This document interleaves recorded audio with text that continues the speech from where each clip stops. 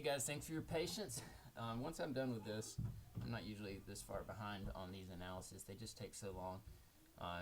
And once I can turn it over to Holly, we'll have a lot more help. And Holly is the one who handles getting the photos taken and all that kind of stuff.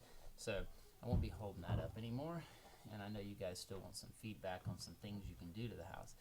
So here is your house, 122 Spring Valley Place. And if we go down to the square footage is listed right here.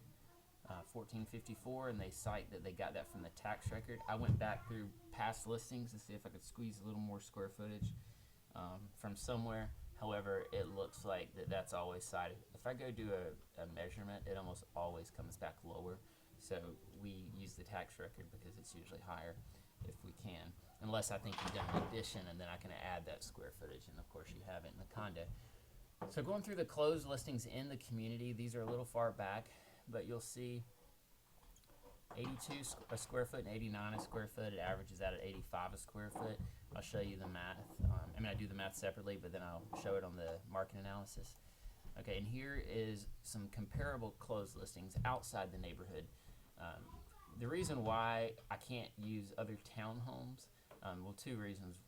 Townhomes are what's called horizontal lot regimes. They're a little different than a true condo. Your place is a true condo because you own the interior space rather than a vertical space straight up to the sky.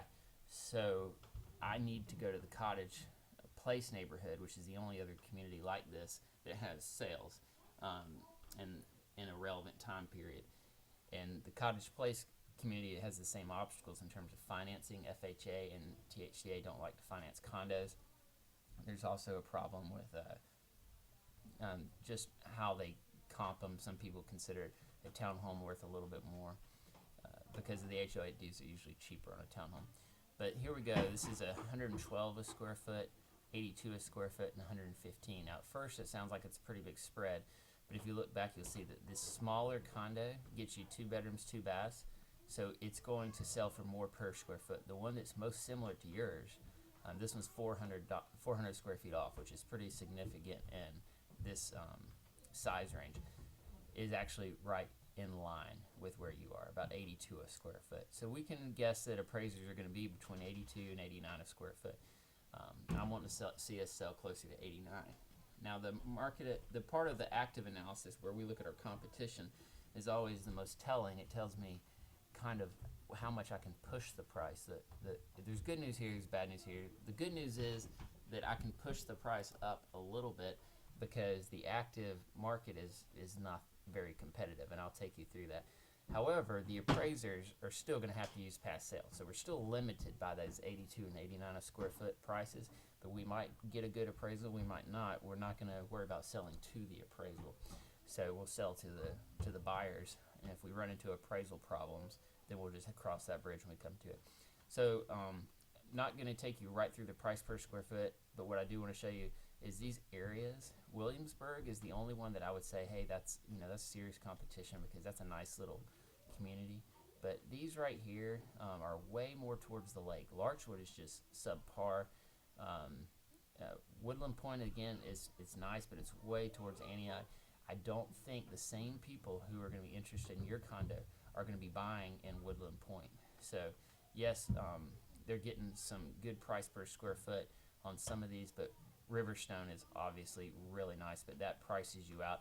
I don't see anything in this range right here, the 125 to 130 range, or about 115 to 130 range, that I would prefer. I would much prefer your condo over any of these. And now, I'm kind of a snob when it comes to real estate, so I don't want to be towards Antioch. I want to be in the heart of Donaldson.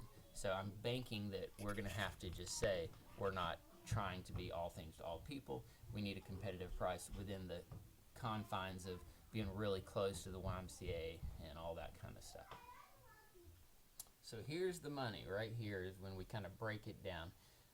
As you can see, that's your house. Here's some of the objective factors. I'm not going to go over each one of those, but these are the things that I can quantify and appraisers can quantify. These are some of the subjective factors. None of these are coming into play because I've used similar comparables.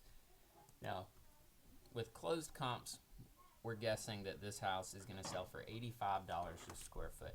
Now that's the gospel when it comes to what we can get for your house. So I like to ground people in that as strongly as possible.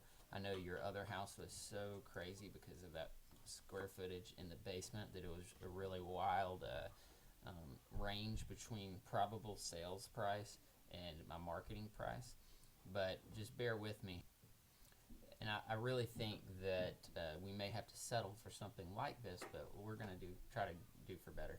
Okay, so this is our best case appraisal, and that's simply $89 a square foot, which would push us up to nearly 129. I'd like to see us get at least that if you do the things that I recommend. So if we go into the next thing, just want to point out again, there's no inventory in your subdivision. The competition's pretty lousy, so I'm going to suggest a marketing price of 129, meaning we're going to go for top dollar. If I want to change this, I mean, if you guys want to change this to 134 or 134.9 or something like that, I'm okay with that. I just want to make sure that you guys realize where we may have to float down to. For instance, if we price at 134 and we negotiate down to 129, I think that we'll get the appraisal that we need. So I'm okay with that. Now, once we get much above that, you can just forget getting the appraisal. So we're basically selling to a hypothetical, to the idea that someone would be willing to pay more than the house appraises for, and that's incredibly rare. So hope that helps, guys. I'm gonna put in type all the recommendations that I had when I did your walkthrough, and we'll go from there. Thanks.